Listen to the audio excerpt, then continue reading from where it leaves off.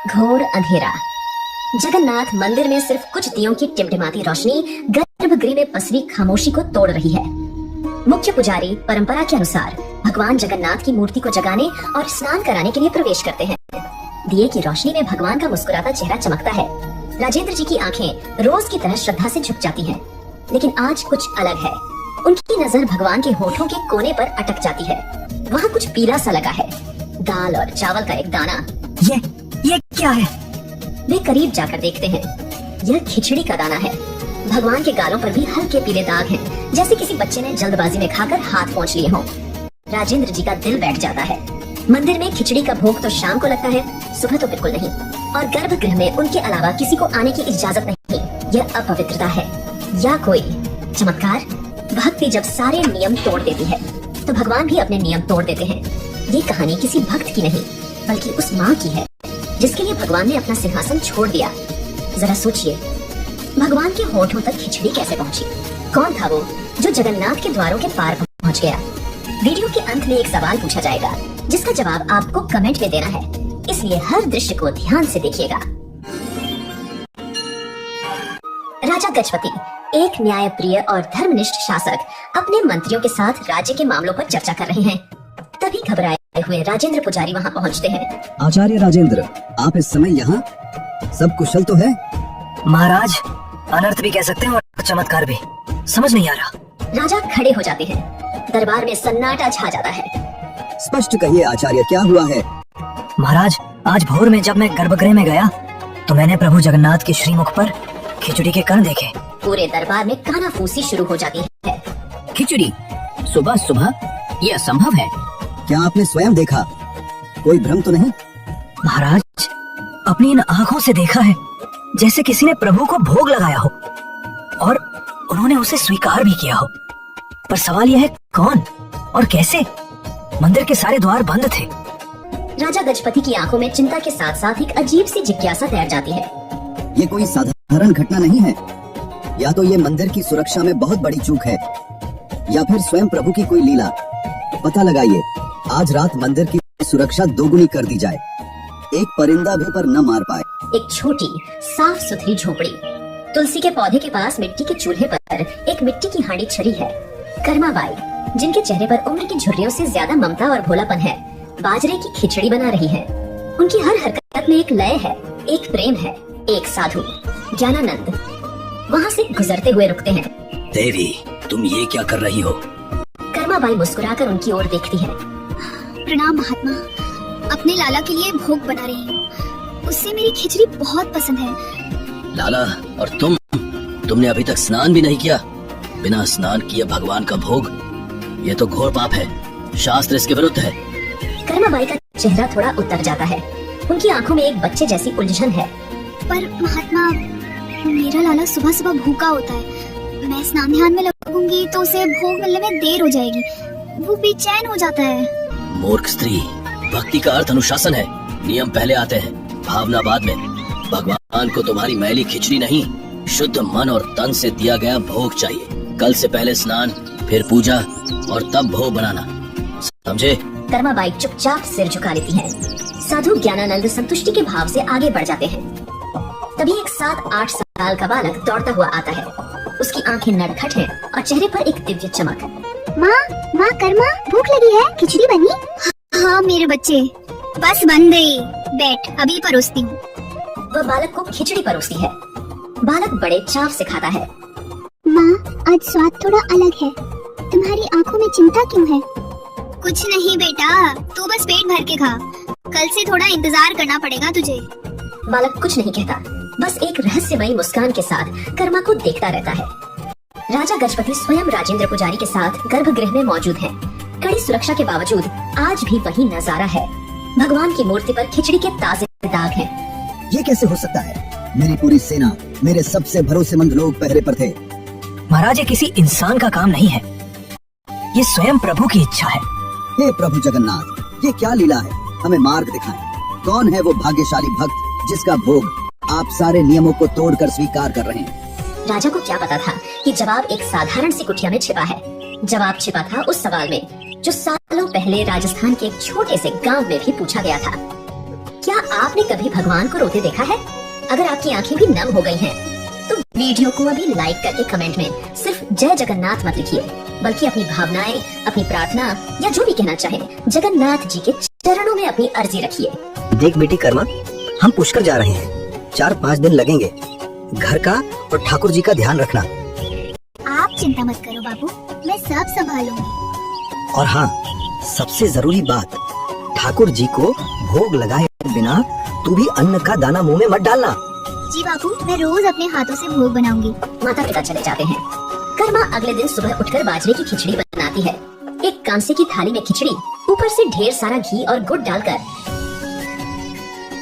वह उसे भगवान कृष्ण की छोटी सी मूर्ति के सामने रखती है।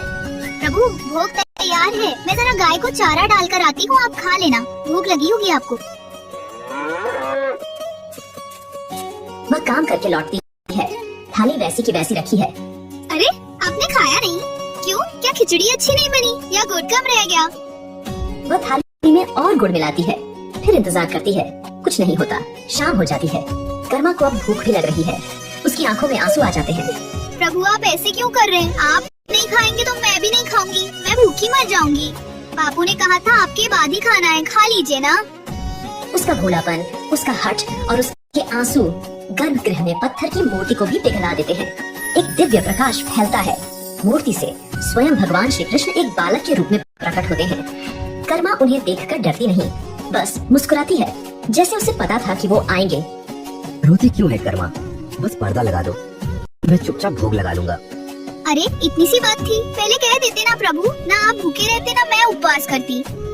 कर्मा अपनी ओढ़नी से पर्दा करके उन्हें अपने हाथ से खिचड़ी खिलाती है। भगवान पूरी थाली साफ कर देते हैं। राजा गजपति गहरी नींद में है। उन्हें एक स्वप्न आता है। स्वप्न में भगवान जगन्नाथ स्वयं उनके सामने खड़े हैं, पर उनका चेहरा उतरा हुआ है। प्रभु, आपने दर्शन दिए, मैं धन्य हो गया। पर आप चिंतित क्यों हैं? मुझसे कोई भूल हुई? राजा, तुम्हारी व्यवस्था बहुत अच्छी है, पर एक समस्या हो गई है। आज्ञा दें प्रभु। पुरी में मेरी एक माँ रहती है, कर्मा। वो रोज सुबह मुझे बड़े प्यार से खिचड़ी खिलाती है। मुझे उसके हाथ की खिचड़ी खाए बिना चैन नहीं मिलता। राजा हैरान है। पर किसी ज्ञानी ने उसे पूजा पाठ के चक्कर में उलझा दिया है। अब वो स्नान ध्यान करके भोग बनाती है। भूख के मारे मेरा बुरा हाल हो जाता है। जब तक भोग मिलता है तुम्हारे मंदिर का समय हो जाता है, तो मुझे जल्दी जल्दी खाकर हाथ मुंह पोंछकर यहाँ आना पड़ता है। इसीलिए मेरे मुख पर दाग रह जाते हैं। राजा गजपति की नींद टूट जाती है। वे पसीने से भीगे हुए हैं। उनके चेहरे पर आश्चर्य और भक्ति का मिला जुला भाव है। कर्मा, माँ कर्मा। राजा के सैनिक और मंत्री पूरी पुरी में कर्मा नाम की महिला को ढूंढ रहे हैं। वे कर्मा बाई की कुटिया तक पहुंचते हैं। राजा और राजेंद्र पुजारी भी वहां आते हैं। वे देखते हैं कि कर्मा बाई स्नान करके गीले बालों में जल्दी जल्दी भोग बना रही हैं। वहीं नटखट बालक बाहर बैठा इंतजार कर रहा है। माँ, जल्दी करो ना, बहुत जोर की भूख लगी है। राजा और राजेंद्र जी एक दूसरे को देखते हैं। वे समझ जाते हैं ये साधारण बालक नहीं है। तभी साधु ज्ञानानंद भी वहां आ जाते हैं। महाराज, आप यहाँ इस अज्ञानी स्त्री की कुटिया में? महात्मा, जिसे आप अज्ञानी कह रहे हैं, वो स्वयं भगवान जगन्नाथ की माँ है। आपके थोपे हुए नियमों के कारण भगवान को भूखा रहना पड़ रहा है। ज्ञानानंद का चेहरा शर्म से झुक जाता है। उसे अपनी भूल का एहसास होता है। वह दौड़कर कर्माबाई के पैरों में गिर पड़ता है। मुझे क्षमा कर दे माँ। मैं शास्त्रों का ज्ञान तो पा गया, पर प्रेम का मर्म न समझ सका। आपकी भक्ति ही सच्चा शास्त्र है। आप जैसे पहले करती थी, वैसे ही अपने लाला को भोग लगाए। कर्माबाई उसे उठाती है। उनकी आंखों में कोई गुस्सा नहीं, सिर्फ ममता है। महात्मा, आप सही थे, पर मेरा लाला वो बच्चा है। वो नियम नहीं, सिर्फ माँ का प्यार समझता है। राजा गजपति और राजेंद्र पुजारी हाथ जोड़कर यह सब देख रहे हैं। उनकी आंखें नम हैं। कर्मा के माता पिता तीर्थ से लौटते हैं। माँ देखती है कि गुड़ का मटका लगभग खाली है। कर्मा, इतना सारा गुड़ कहाँ गया? माँ, ठाकुर जी रोज खिचड़ी खाते हैं ना, तो उन्हें गुड़ ज्यादा पसंद है। मैं रोज डाल देती थी। पिता जीवन राम को विश्वास नहीं होता। उन्हें लगता है बेटी झूठ बोल रही है। हमसे झूठ बोलती है? तूने ये खाया होगा सब। नहीं बापू, आपको यकीन नहीं तो कल खुद देख लेना। अगले दिन कर्मा फिर खिचड़ी बनाती है। माता पिता छिप कर देखते हैं। कर्मा थाली रखती है। ओढ़नी का पर्दा करती है और प्रार्थना करती है। वे अपनी आंखों से देखते हैं कि थाली में से खिचड़ी धीरे धीरे गायब हो रही है। उनके पैरों तले जमीन खिसक जाती है। वे दौड़कर अपनी बेटी के पैरों में गिर पड़ते हैं। बेटी, हमें माफ कर दे, हम तुझे पहचान ना सके। तू तो साक्षात भक्ति का रूप है। समय बीत गया है। कर्माबाई अब बहुत वृद्ध और कमजोर हो गई है। वह अपनी चारपाई पर लेटी है। उनकी सांसें धीमी चल रही हैं। वही बालक जो अब भी उतना ही बड़ा है, उनका हाथ पकड़कर उनके पास बैठा है। लाला, अब मुझसे उठा नहीं जाता। आज खिचड़ी कैसे बनाऊंगी? तू भूखा रह जाएगा। तुम चिंता मत करो माँ, तुमने मुझे जीवन भर खिलाया। आज मैं तुम्हें अपने साथ ले जाने आया हूँ, जहाँ तुम्हें मेरे लिए कुछ बनाना नहीं पड़ेगा। कर्माबाई मुस्कुराती है और शांति से अपनी आंखें बंद कर लेती है। उनकी आत्मा शरीर छोड़ देती है। मंदिर में कोहराम मचा है। भगवान जगन्नाथ की मूर्ति की आंखों से अविरल आंसुओं की धारा बह रही है। पत्थर की मूर्ति रो रही है। राजा गजपति और राजेंद्र पुजारी भागे भागे आते हैं। वे यह दृश्य देखकर कांप उठते हैं। हे प्रभु, ये क्या हो रहा है? हमसे क्या अपराध हुआ? राजा गजपति समझ जाते हैं। वे हाथ जोड़कर प्रार्थना करते हैं। रात को राजा को फिर स्वप्न आता है। भगवान जगन्नाथ एक छोटे बच्चे की तरह सुबक सुबक कर रो रहे हैं। राजा, मेरी माँ चली गई। मेरी कर्मा माँ मुझे छोड़कर चली गई। अब मुझे सुबह सुबह प्यार से खिचड़ी कौन खिलाएगा? अब मैं किसका इंतजार करूंगा? राजा की नींद खुलती है। उनकी आंखों से भी आंसू बह रहे हैं। लेकिन ये एकमात्र माँ नहीं थी। ऐसी और भी कहानियां हैं जहाँ भक्ति ने भगवान को विवश कर दिया। राजा गजपति ने सभी पुजारियों और पूरे राज्य के लोगों को इकट्ठा किया है। उनका चेहरा दृढ़, निश्चय और गहरी भावना से भरा हुआ है। आज से और इस सृष्टि के अंत तक भगवान श्री जगन्नाथ को अर्पित होने वाले 56 भोग से भी पहले सबसे पहला भोग मेरी माँ, भगवान की माँ कर्माबाई के नाम से बाजरे की खिचड़ी का लगाया जाएगा, ताकि मेरे प्रभु को कभी ये न लगे कि उनकी माँ उन्हें छोड़कर चली गई है। उनकी माँ अब यहीं है, हम सबके दिलों में और इस मंदिर की परंपरा में हमेशा के लिए। और इस तरह एक साधारण किसान की बेटी अपने निश्चल प्रेम और भक्ति से जगन्नाथ की माँ बन गई। आज भी जगन्नाथ पुरी में हर सुबह दुनिया के सबसे शक्तिशाली भगवान अपनी माँ के हाथ की खिचड़ी के लिए एक बच्चे की तरह इंतजार करते हैं। अब देखते हैं आप में से किसने